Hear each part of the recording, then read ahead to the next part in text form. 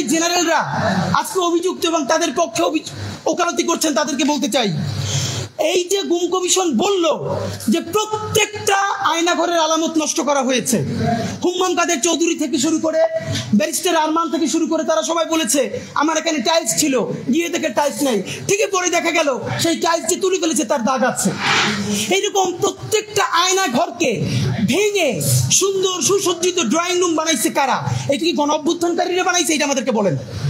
Number 2, major general এই যে DGF এর সাবেক প্রধান জিয়া, যিনি পালাইতে গিয়ে ধরা পড়লো 5ই আগস্ট সন্ধ্যায় সে 1000-এর অধিক খুনি হাসিনার কল রেকর্ড ডিলিট করেছে। আপনি ভাবেন এই 1000 কল রেকর্ড ডিলিট করা হয়েছে, এরপরও 2-4টা কল রেকর্ড সমস্ত আয়নাঘরকে গুড়িয়ে দেওয়া হয়েছে, এরপরও সামান্য 2-1টা দাগ, সেইটা থেকেই যে ডকুমেন্টারি করা গেল তা আমরা কেউ নিতে পারতেছি না।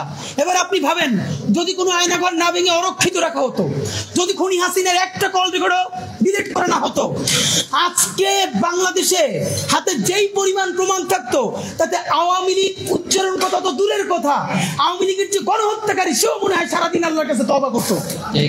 আমরা তো আওয়ামী লীগের কাছে সেই প্রমাণগুলো উপস্থাপন করতে পারি নাই।